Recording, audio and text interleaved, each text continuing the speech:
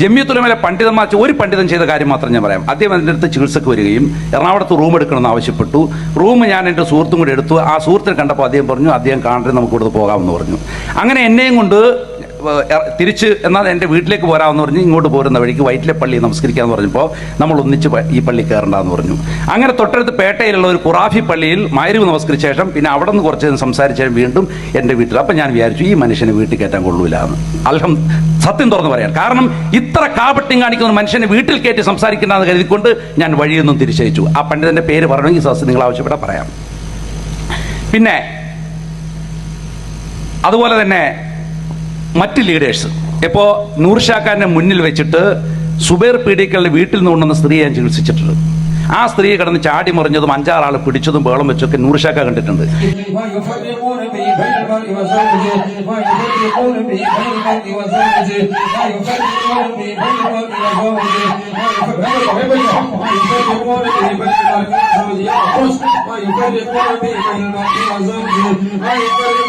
ഇതുപോലെ പല ആളുകളും സാക്ഷിയാണ്. പക്ഷേ ആ സമയത്തൊന്നും ഞാൻ ചെയ്ത ചികിത്സയിൽ എന്തെങ്കിലും അപാകതയുണ്ടെന്ന് ഇന്ന് വരെയും ഈ സംസ്ഥാന നേതൃത്വമോ അല്ലെങ്കിൽ ഈ ജില്ലാ നേതൃത്വം ആരും സംസാരിച്ചില്ല. പിന്നെ എറണാകുളത്ത് പറഞ്ഞത് ആരാ പറഞ്ഞത്? ഇന്നത്തെ മടവൂരിസത്തിന്റെ നേതാക്കൾ, അന്നാണ് അവരായിരുന്നു ISMന്റെ നേതാക്കൾ, അവരാ പറഞ്ഞത്. ആ 2002 മുജാഹിദ് പ്രസ്ഥാനം അച്ചടക്ക നടപടി സ്വീകരിച്ച് ഇഖ്വാനിസം പ്രചരിപ്പിച്ചു സുറൂരിസത്തിന്റെ വാഗ്ദാക്കളായി എന്ന കാരണത്താൽ അവരെ പുറത്തേക്ക് വിട്ടപ്പോ 2002 അവര് പറയുകയാണ്, അന്ധവിശ്വാസങ്ങൾക്കും അനാചാരങ്ങൾക്കുമെതിരെ സന്ധിയില്ല സമരം ചെയ്യുകയും തൗഹീദിലധിഷ്ഠിതമായ ജീവിത വിശുദ്ധി ബോധവൽക്കരിക്കുകയും ചെയ്ത മുജാഹിദ് പ്രസ്ഥാനത്തെ ജിന്ന് സേവയിലേക്കും ശൈത്വാൻ ബാധയിലേക്കും നയിക്കുന്നത് മുജാഹിദ് പ്രവർത്തകർ പൊറുപ്പിക്കുകയില്ല. അന്ന് സക്കരിയ മൗലവി ഇങ്ങനെ പ്രസംഗിച്ചിട്ടുണ്ടോ? ഇല്ല. ജബ്ബാർ മൗലവി ലേഖനം എഴുതിയിട്ടുണ്ടോ? ഇല്ല. അതുപോലെ തന്നെ ഇവിടെ ഇഫ്സുർ റഹ്മാൻ ചികിത്സ തുടങ്ങിയിട്ടുണ്ടോ? ഇല്ല. നേരെ മറിച്ച് 2002 ഇവര് പറയാ ജിന്നുബാധയിലേക്ക് കൊണ്ടുപോകുന്നു. നമ്മൾ പറഞ്ഞു, ആർക്കാണോ ജിന്നുബാധ, ആരാ ജിന്നിലേക്ക് കൊണ്ടുപോകുന്നത്? അങ്ങനെ ഒരു വാദം ഇവിടെ ആർക്കും ഇല്ല. നമ്മൾ വളരെ ശക്തമായി കേരളത്തിന്റെ മണ്ണിൽ പറഞ്ഞുകൊണ്ടേയിരുന്നു. വർഷങ്ങൾ പിന്നെയും കഴിഞ്ഞുപോയി, മാസങ്ങൾ കഴിഞ്ഞുപോയി. നിങ്ങൾ മനസ്സിലാക്കണം, 2002 ഈ രൂപത്തിൽ ഇവർ ഈ പറയുന്ന പരാമർശം നടത്തുന്നതിന് മുമ്പ് കേരളത്തിന്റെ മണ്ണിൽ ഇവർ വർക്ക് തുടങ്ങിയിരുന്നു. ആര്? ഈ മടവൂരിസത്തിന്റെ വാഗ്ദാക്കൾ വർക്ക് തുടങ്ങി. എന്തായിരുന്നു അവർ നടത്തിയ വർക്ക്? എന്തായിരുന്നു അവർ ചെയ്ത പ്രവർത്തനം?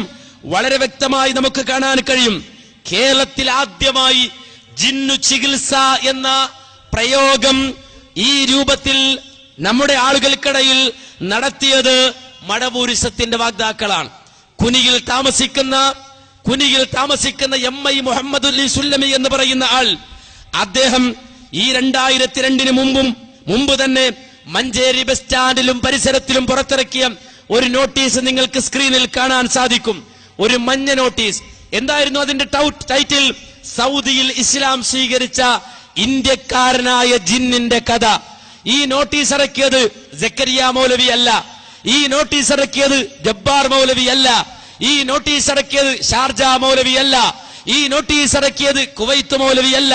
നേരെ മറിച്ച് നിങ്ങൾക്ക് ഇന്നും അറിയാൻ കഴിയും, MI സുല്ലമി എന്ന് പറയുന്ന ഒരു വ്യക്തി, അദ്ദേഹം ഇറക്കിയതാണ്. ഗാനമിൽ ഒരുപാട് ആളുകൾ ജിന്നിറക്കാൻ നടക്കുന്നുണ്ടല്ലോ. റുക്കിയ ഷറിയ എന്ന് പറഞ്ഞ ഒരുപാട് ആളുകൾ പോയിട്ടുണ്ട്. ഞാൻ നേരിട്ട് കൊണ്ടുപോയി, എനിക്കറിയാം നേരെ പലതും. പക്ഷെ ഞാൻ നേരിട്ട് സായി തിരൂരങ്ങാടിയോടെ തന്നെ നേരിട്ട് ചെന്ന് സംസാരിച്ചപ്പോൾ അദ്ദേഹം ഒരുപാട് ആളുകൾ അപ്പൊ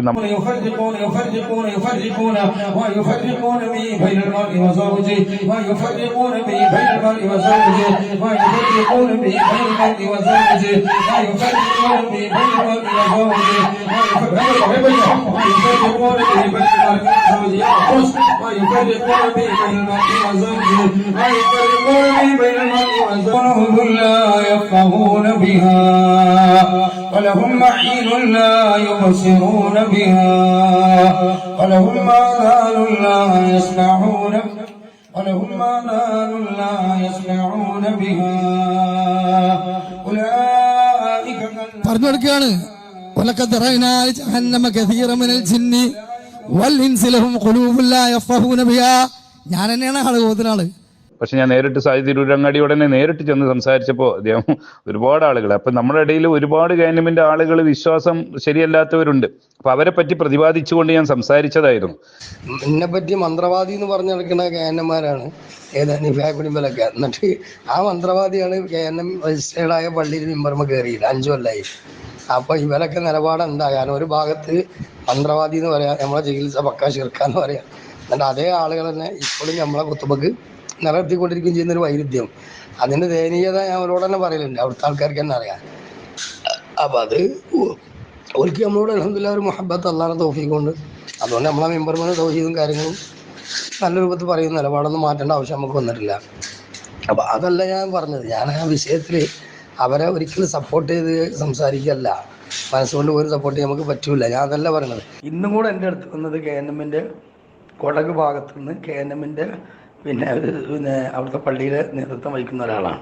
അയാളെ പെങ്ങളെ മകളായിട്ട് വന്നു. ويفرقون به بين المرء وزوجه ويفرقون به بين المرء وزوجه ويفرقون به بين المرء وزوجه ويفرقون به بين المرء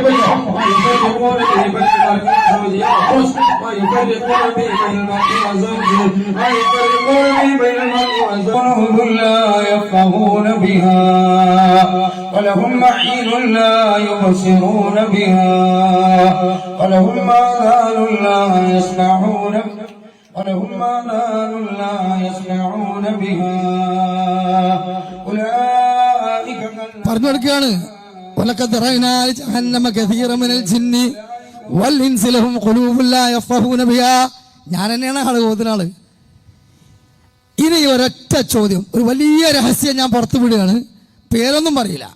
ഇന്നും കൂടെ എൻ്റെ അടുത്ത് വന്നത് KNMന്റെ കൊടക് ഭാഗത്തു നിന്ന് KNMന്റെ പിന്നെ അവിടുത്തെ പള്ളിയിലെ നേതൃത്വം വഹിക്കുന്ന ഒരാളാണ്. അയാളെ പെങ്ങളെ മകളായിട്ട് വന്നു. ആ പള്ളിയിലെ കുത്തുബ അറിയുന്ന ആൾ എന്നൊക്കെ പറഞ്ഞാൽ KNMലെ വലിയൊരു ഗർജ സിംഹമാണ്.